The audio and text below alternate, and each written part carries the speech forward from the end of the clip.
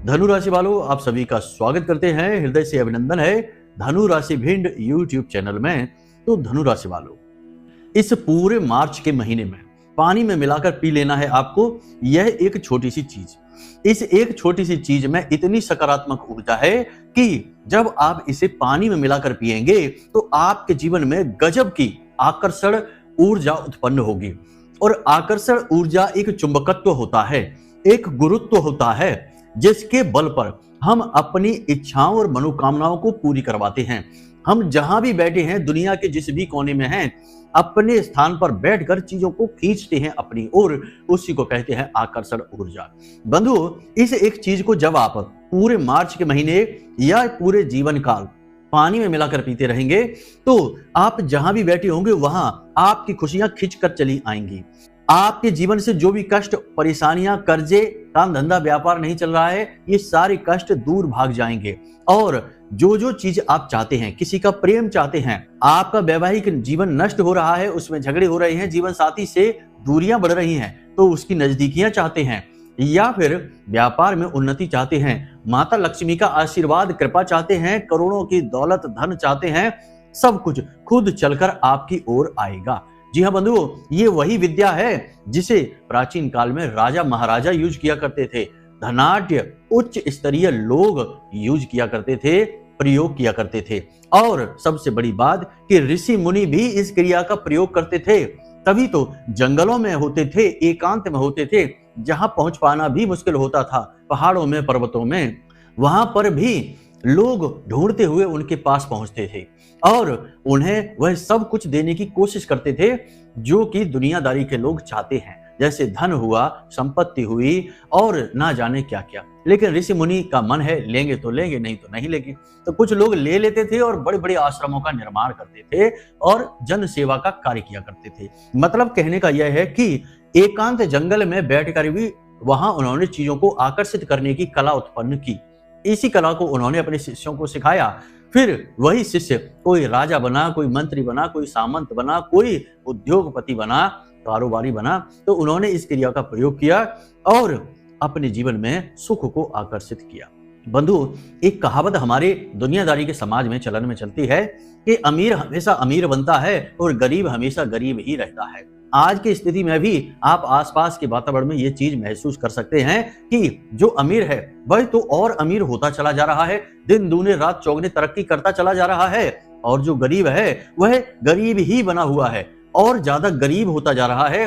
परेशानियां उसकी बढ़ती चली जा रही हैं। आज एक समस्या से जूझता है तो कल दो नई समस्याएं खड़ी हो जाती हैं। तो ऐसा क्यों है? क्यों यह जो क्रम है टूट नहीं रहा है?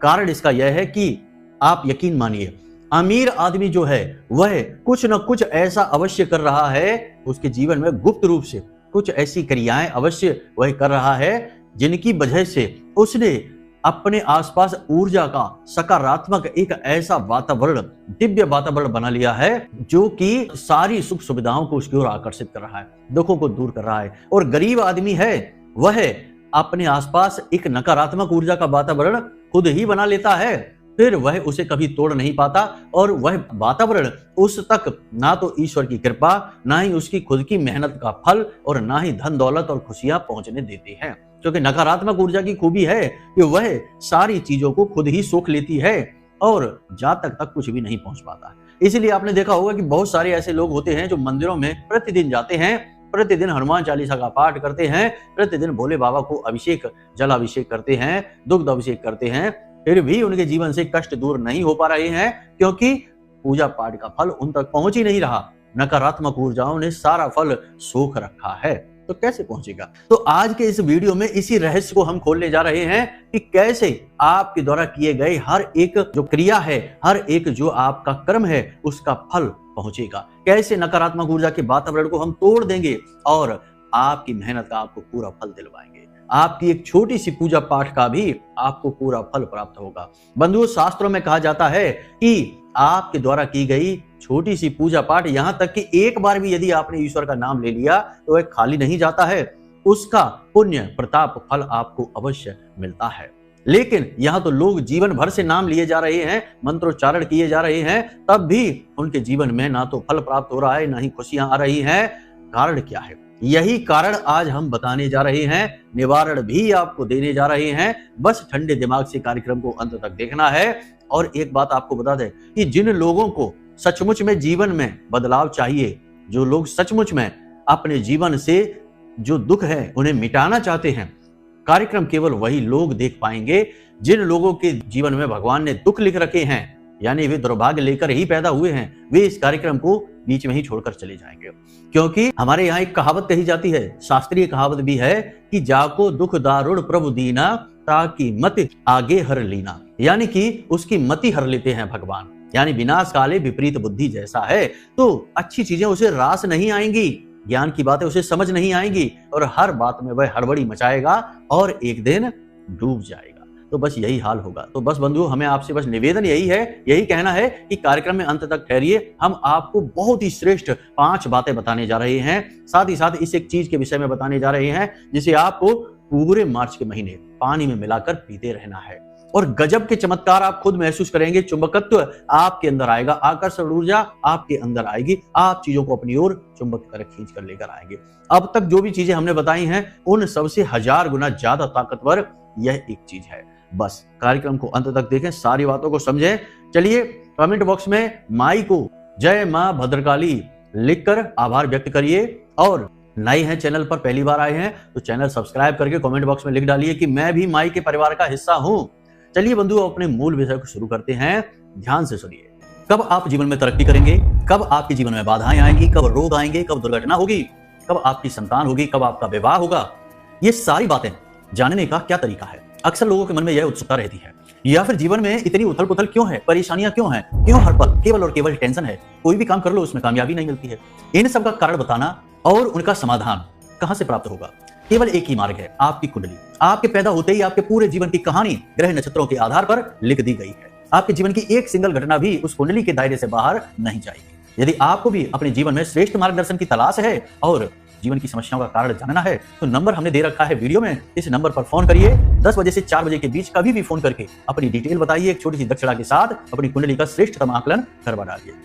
तो बंधुओं, हमारे हिंदू धर्म में कुछ चीजें ऐसी बताई गई हैं जिन्हें शुद्ध देवी या देवता का स्वरूप माना जाता है। नदियों में गंगा और यमुना, और पेड़ पौधों में बट वृक्ष, पीपल का वृक्ष, और सबसे उत्तम तुलसी मैया का जो पौधा होता है, इन्हें देवी देवताओं का स्वरूप माना गया है। और भी बहुत सारी चीजें हैं, लेकिन फिलहाल हम यहाँ पर 3-4 चीजों की बात करेंगे। और इन सबसे महत्वपूर्ण हम आपको बताएंगे कि कौन सी ऐसी चीजें हैं जिनकी वजह से आपके आसपास नकारात्मक ऊर्जा का वातावरण निर्मित होता है। तो सबसे पहले आपको 3 बातें समझनी चाहिए। पहली बात यह है कि आपके अपने घर में कहीं ना कहीं दोषपूर्ण चीजें एकत्रित हो रखी हैं। इन चीजों पर नजर मारिए, एक बार अपने घर को अच्छी तरह से घूम कर देखिए तो सही। आपके घर के मुख्य दरवाजे पर कहीं गंदगी रहती है, आपके घर के मुख्य दरवाजे पर जूते चप्पल उतरे रहते हैं, उन्हें साइड में कर दीजिए। एक जगह उन्हें एक ऐसी अलमारी जैसी बनवाइए जिसमें कि वो अंदर पैक हो सके। जूते चप्पल खुले पड़े नाश की निशानी होती है, बर्बादी की निशानी होती है, नहीं होने चाहिए। पहली चीज ये। दूसरी चीज ये कि आपके घर की जो दहलीज है वह नीची है और टूटी हुई है, उसे सही करवा दीजिए। इसके साथ साथ आपके घर के जो नल हैं वहां से पानी टपकता रहता है, या आप स्वयं ही पानी की बर्बादी बहुत अधिक करते हैं। जरा से काम के लिए दुनिया भर का पानी फैला देते हैं, बर्बाद कर देते हैं। बंधुओं, याद रखना कि जिस संसार में हम रहते हैं, इस धरती लोक में, इस संसार में रहते हैं, यहाँ प्रकृति का आधार जल है, इसीलिए जल को जीवन कहा गया है। तो यदि आप प्रकृति के आधार का अपमान करेंगे तो प्रकृति का अपमान यानी भगवान का अपमान कर रहे हैं, क्योंकि यह प्रकृति भगवान का ही स्वरूप है, तो भगवान का अपमान कर रहे हैं। तो इसीलिए हमारे शास्त्रों में कहा गया है कि जल को कभी बर्बाद नहीं करना चाहिए, इसकी एक एक बूंद दैवीय होती है। हर एक पूजा पाठ कर्म में, हर एक विशेष जो शुद्ध क्रिया होती हैं, सब में जल का प्रयोग होता है। बिना जल के पूजा पाठ हो पाना किसी भी देवी देवता की असंभव है, तो आप यही से समझिए। तो जल की बर्बादी यानी नल टपकते रहते हैं, टोंटी बदला दीजिए, नए टोंटी लगाइए जहां से नल ना टपकता हो, पानी ना टपकता हो।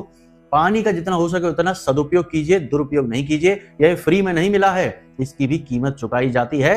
ये बात अलग है कि आपको नहीं पता चलेगा कि कीमत कब चुकाई जाएगी। जब आपकी बर्बादी आपके घर पर आकर आपके घर पर दरवाजे पर दस्तक देगी, तब आपको पता चलेगा कि बर्बादी आ चुकी है, कीमत आप चुका रहे हैं। जी हाँ बंधुओं, तभी तो लोग कहते हैं कि पता नहीं, हमने तो कुछ गलत किया नहीं, लेकिन हम किस बात की कीमत चुका रहे हैं। हमारी सारी मेहनत डूब गई, सब बर्बादी आ गई, हर तरफ से हम मिट गए, बर्बाद हो गए। तो किस चीज की कीमत चुका रहे हैं? इन्हीं बर्बादियों की कीमत चुका रहे हैं। प्रकृति का अपमान किया जिसकी कीमत चुका रहे हैं। समझ तो नहीं आता है लोगों को कि हम कहां से कैसे तार जोड़ें। हम आपको बता रहे हैं सारी चीजें।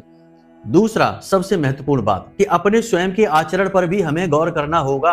अपनी आदतें, सूर्योदय होने के बाद भी सो रहे हैं, सूर्य देवता का अपमान। सबसे बड़ी बात कि नारायण, श्री हरि विष्णु और माता लक्ष्मी का अपमान हो गया, क्योंकि शास्त्रों में लिखा है, शिव पुराण में लिखा है कि सुबह के समय माता लक्ष्मी भगवान नारायण श्री हरि विष्णु के साथ इस संसार के भ्रमण पर निकलती हैं। और जिस इंसान के घर में सूर्योदय से पहले जागरण हो जाता है, पूजा पाठ आदि कर्म होते हैं, उस घर में प्रवेश कर जाती हैं नारायण श्री हरि विष्णु के साथ। लेकिन जिस घर में उल्टा होता है, यानी कि सूर्योदय के बाद भी लोग सो रहे हैं और गंदगी रखते हैं, उस घर में लक्ष्मी नाराज होकर वापस चली जाती है। तो ये शास्त्रीय बातें हैं, ये बातें भी जीवन में असर करती हैं, माने आप चाहे ना माने। आप हमारे कहने से केवल 10 दिनों तक सूर्योदय से पहले बस जाग कर कुछ जरूरी क्रियाएं करना सीख लें और आपको अद्भुत परिणाम महसूस होंगे जीवन में। बिगड़े हुए काम भी बनने लग जाएंगे, हम गारंटी देते हैं इस बात की। अपना अनुभव बताते हैं और जिनको हमने बताया उनके जीवन के अनुभव आपको बता रहे हैं, इसलिए इन बातों को हल्के में मत लेना। तो सूर्योदय से पहले जाग जाना है। सूर्य देवता को अर्घ आपको अवश्य देना ही देना है। सूर्य देवता हमारे शास्त्रों में 4 प्रमुख देवताओं में शामिल हैं। तो इनको जो खुश रखता है वह इस संसार को खुश रखता है, प्रकृति को खुश रखता है और अपने जीवन में खुशियां लेकर आता है। प्राचीन परंपरा है, पुराने जमाने में हर इंसान सूर्य देवता को अर्घ दिया करता था, लेकिन अब लोग भूल चुके हैं इस विधि को। आप अपने जीवन में शामिल कर लीजिए। बंधुओं, अब ध्यान से सुनिए, हम आपको बताने जा रहे हैं कि आपके आचरण में कौन सी हैं वो 3 गलतियां जिन्हें आपको तुरंत इसी समय सुधार लेना चाहिए। फिर हम आपको बताएंगे उस एक चीज के विषय में भी। तो पूरे गौर से कार्यक्रम को समझना है। 3 कमियां आपके आचरण की हैं, क्योंकि बंधु अपनी कमी अगर आप नहीं निकालेंगे, दूसरों में ही खोट देखते रहेंगे, तो फिर ये तो बहुत ही गलत हो जाएगा। इस तरह तो आपके जीवन में बदलाव नहीं आएंगे, पॉजिटिव एनर्जी नहीं आएगी, आपका ऊर्जा क्षेत्र नकारात्मक रहेगा। तो फिर खुद की कमियां। सबसे पहली कमी, गलत जगह पर क्रोध करना और बिना मतलब में क्रोध को बढ़ाना और करना, ये आपकी कमी है। आप यकीन मानिए, अपने दिल पर हाथ रखकर, हृदय पर हाथ रखकर और खुद हमें बताइए विचार करने के बाद कि आपको क्रोध आता है कहीं और आपका क्रोध निकलता है कहीं और। किसी और चीज पर गुस्सा आया, किसी और इंसान पर गुस्सा आया, आपने वहां तो नहीं निकाला, लेकिन किसी और इंसान पर छोटी सी कमी उसकी पकड़ ली और दुनिया भर का गुस्सा उसके ऊपर निकाल दिया। यह आपकी कमी है कि नहीं? आप समझिए, जब भी आप क्रोध करते हैं, नकारात्मक ऊर्जा आपकी ओर आकर्षित होती है। और जब आप गलत इंसान पर क्रोध करते हैं, यानी निर्दोष पर क्रोध जताते हैं, उसका मान मर्दन करते हैं, तो नकारात्मक ऊर्जा का भीषण वातावरण आपकी ओर आकर्षित होता है, निर्मित होता है। क्रोधी इंसान को कभी तरक्की करते आपने देखा नहीं होगा, ये बात याद रखना। दुर्वासा ऋषि के क्रोध की वजह से समुद्र मंथन हो गया था। तो क्रोध बहुत कुछ करा सकता है, समुद्र का ही मंथन करा सकता है, देवताओं का विनाश करवा दिया इस क्रोध ने। तो आप कौन हैं? इंसान की हैसियत ही क्या है जब देवता भी बर्बाद हो गए इस क्रोध की वजह से। क्रोध पर नियंत्रण। दूसरा आपकी कमी, भाषा, आपकी वाणी वैसे तो बहुत अच्छी है, कोई समस्या नहीं है साधारण तौर पर, लेकिन जैसे ही थोड़ा सा वातावरण बिगड़ता है, नियंत्रण से बाहर होता है, आपकी वाणी जरूरत से ज्यादा कठोर हो जाती है, कटु हो जाती है, विषैली कह सकते हैं इसको हम। विषैले तीर के समान यह भाषा शैली आपकी किसी को चुभती है। और दुख की बात यहाँ पर यह है कि आप अपने प्रेमी जनों को ही दुखी कर देते हैं अपनी इस कठोर भाषा शैली से। आपकी भाषा शैली आपके बुध को खराब कर देती है, शुक्र को खराब कर देती है और राहु को एक्टिव कर देती है नकारात्मक रूप से। तो आपकी भाषा शैली आपके लिए वरदान की जगह श्राप का कार्य करती है। क्या करना है आपको? अगर कहीं आपको क्रोध आ रहा है तो उस जगह को छोड़ दीजिए या उन बातों से अपने चित्त को हटा लीजिए। दूसरा कि आपको कोई बातें अच्छी नहीं लग रही हैं, आपको लगता है कि इसको तीखा जवाब देना चाहिए, इसको इसी की भाषा में जवाब देना चाहिए, वहां रुक जाइए, क्योंकि आपके अंदर वाक फुटता है। आप जब किसी का अपमान करने के बारे में सोचते हैं तो आप ऐसे ऐसे शब्द बोल सकते हैं जो वह जीवन भर भूलेगा नहीं। तो आपको इस चीज पर नियंत्रण रखना होगा। ऐसी गति आपको पहले बर्बाद करेगी, उसे तो बाद में दुखी करेगी। तो वाणी पर पूर्ण नियंत्रण। तीसरी कमी, ये और भी बड़ी कमी है बंधुओं, ये कमी है जरूरत से ज्यादा देर करना और अपने ही काम से अरुचि हो जाना। जी हाँ बंधुओं, आप जिस भी कार्य को करते हैं, काम तो आप सारे करते हैं, लेकिन उस काम को खींचते खींचते वहां तक ले जाते हैं कि जब वह काम अंतिम समय पर पहुंच जाता है। यानी कि टाला मटोली की आदत। यह बहुत बुरी आदत है आपके अंदर, है जरूर, आप माने या ना माने। शुरू में तो आपको लगेगा कि हम क्या कह रहे हैं, ये आदत तो हमारे अंदर नहीं है, हम तो तुरंत अपने काम को समय पर कर लेते हैं। लेकिन हृदय पर हाथ रखकर एक बार विचार करिए, ये आपसे हम कह रहे हैं और आपकी ही बातें बता रहे हैं। आपको हम अच्छी तरह से जानते हैं, हमने आपकी राशि कुंडली का अध्ययन कर रखा है और माँ भगवती से भी हम जुड़े हुए हैं। आंख बंद करते ही हम समझ जाएंगे कि आप क्या विचार कर रहे हैं। तो जरा हृदय पर हाथ रखकर बताइए। हाँ, ये माना हमने कि आप ज्यादातर काम अपने कर लेते, लेकिन कभी कभी कुछ काम आपके इतने ज्यादा आगे टाल दिए जाते हैं कि वे समय पर पूरे ही नहीं हो पाते हैं। इसका खामियाजा, इसकी कमी, नुकसान आपको उठाना पड़ता है। और यहाँ पर सबसे बड़ी बात कि जो काम आपके लिए बहुत महत्वपूर्ण होते हैं, अक्सर वही काम टाले जाते हैं। ये नकारात्मक ऊर्जा का सबसे बड़ा कारण होता है। अपने ही काम से अरुचि उत्पन्न हो जाना। उस समय तो आपको अपना काम अच्छा लगता है, लेकिन जैसे ही उस काम में उतार चढ़ाव शुरू होते हैं, खींचतान का समय आता है, आपको अपने काम से अरुचि उत्पन्न हो जाती है, नकारात्मकता उत्पन्न हो जाती है। बहुत ही गलत बात है यह। ये 3 आदतों को आप सुधार लीजिए, फिर इसके बाद आप इस प्रयोग को करना शुरू करिए जो हम आपको बताने जा रहे हैं। इससे पहले यदि आप इस प्रयोग को करेंगे पानी में मिलाने वाली इस चीज के विषय में, तो शायद आपको वह परिणाम ना प्राप्त हो। क्योंकि सीधी सी बात है कि हम कह रहे हैं आपसे कि आप अपने घर के दरवाजे को साफ करिए, माँ लक्ष्मी आपके घर में प्रवेश करेंगी। आपने दरवाजा साफ कर लिया, लेकिन आपके घर में तो दुनिया भर की गंदगी भरी पड़ी है, उसे भी कौन साफ करेगा? उसे भी तो पहले साफ करिए, फिर दरवाजे को साफ करिए, तब तो माता लक्ष्मी आएंगी। वरना माता लक्ष्मी आपके दरवाजे तक तो आएंगी, लेकिन वहीं से वापस लौट जाएंगी, घर में प्रवेश नहीं करेंगी। बिल्कुल ऐसा ही ये है जो हम आपको बता रहे हैं।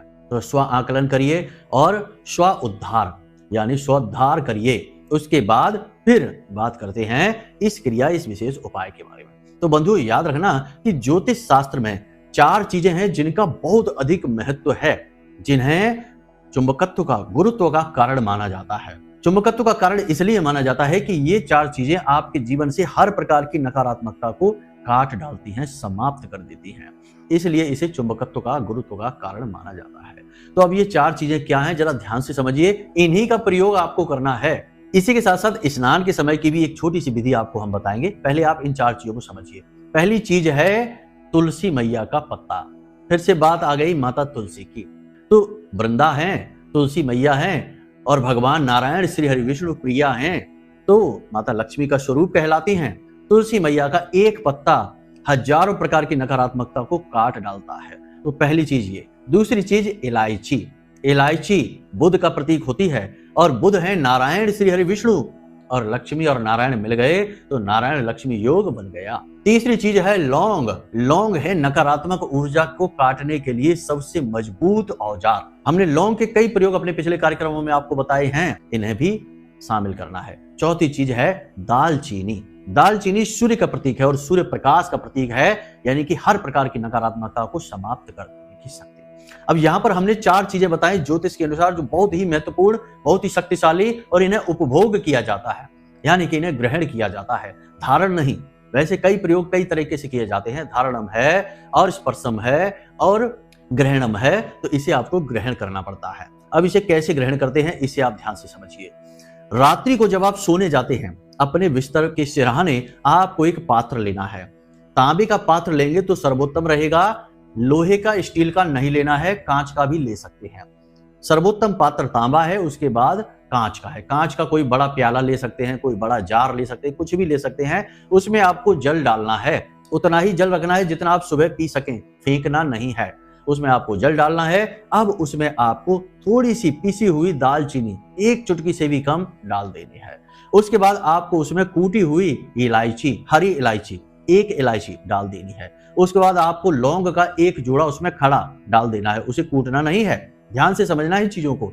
फिर उसके बाद केवल 1 तुलसी मैया का पत्ता उसमें डाल देना है। बस इतनी सी चीजें आपको डालनी है और उसे ढककर अपने सिरहाने रख दीजिए। शास्त्रों में तो यहां तक कहा गया है कि यदि इस सामग्री को सिरहाने रखकर ही कोई सो जाए तो उस पर माता लक्ष्मी, मां भगवती की विशेष कृपा होती है। माई उसे बहुत प्रेम करने लगती हैं, बिल्कुल अपने बालक के समान। उसके जीवन के सारे दुख हर लेती हैं। लेकिन यदि इसे एक विशेष विधि के द्वारा प्रयोग कर लिया जाए, यानी ग्रहण कर लिया जाए, तो इसका बहुत अधिक लाभ मिल जाता है। तो अब आपको इसे रखकर सोना है। अब सुबह जब आप सोकर जागेंगे, अपने बिस्तर पर बैठे बैठे ही आपको 2 मंत्रों का उच्चारण करना है। अपनी हथेली को देखते हुए कराग्रे मंत्र, कराग्रे वसते लक्ष्मी, कर मध्य सरस्वती, कर मूले च गोविंदा, प्रभाते कर दर्शना, इस मंत्र का प्रयोग करना है। उसके बाद आपको 3 मंत्र, 3 देवताओं का आभार व्यक्त करना है। ये 3 देवताओं का आपके ऊपर बहुत बड़ा कर्जा है, इनका आपको आभार व्यक्त करना ही होगा। आपके जीवन की सदगति के लिए ये 3 देवता जिम्मेदार हैं।